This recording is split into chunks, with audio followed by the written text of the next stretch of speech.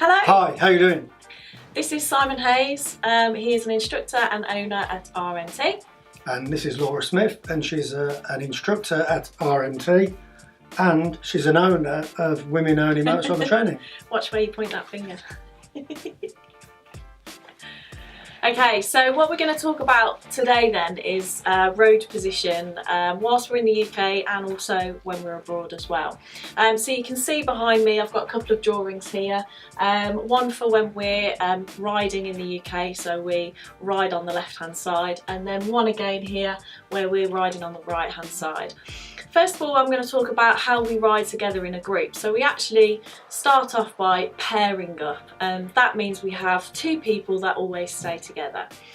And this is basically how it works. When we're in the UK, if you have a look over here, we have got two riders. So these black arrows here represent our riding position. Rider number one, he positions or she positions herself in the right wheel track, okay, so closer to the dashed white line. We've then got rider number two, who is in the left wheel track, okay, and so always over to the near side. Now, they always work together. This is to ensure that if rider number one takes the wrong exit, for example, rider number two will always go with them.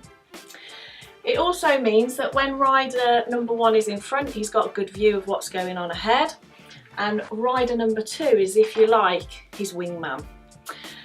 We must ensure if we're rider number two, we can see rider number one's face in the wing mirror.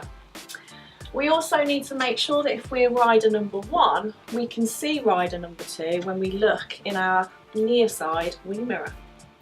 This ensures that we've got plenty of time to brake. So for example, if rider number one needs to brake quickly, there is enough room for rider number two to also brake at the same time, but with enough distance in front of them. So when we go abroad then, obviously we are now riding on the other side of the road, so we're now on the right hand side of the road. Rider number one is still nearer the dashed white line, but this time in the left wheel track. And rider number two is in the right wheel track, which is of course the near side. Exactly the same as in the UK, so rider number one has got a full view of what's going on in front of them, and rider number two is again their wingman.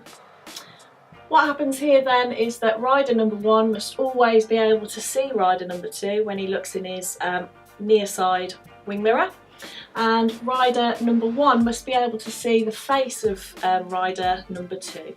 We must always ensure that when we're riding in pairs we stick together. We need to stick together to ensure that nobody's ever on their own at any one point, especially when we're abroad. If you've ever taken a wrong exit in a group and you find yourself on your own, panic will surely set in at some point. Whereas if you're in a pair, two heads are better than one, as they say. Another thing I just want to talk about is how we ride together and how we must give each other the respect and the time to make manoeuvres around the road. Now obviously we are riding in quite close proximity to one another. We might not have ridden together before, so just ensure that if you are going to move around the road or you are going to make any changes in your road position, you do it calmly and you do it nice and steady, and there's no sudden movements which will obviously upset the flow of the group.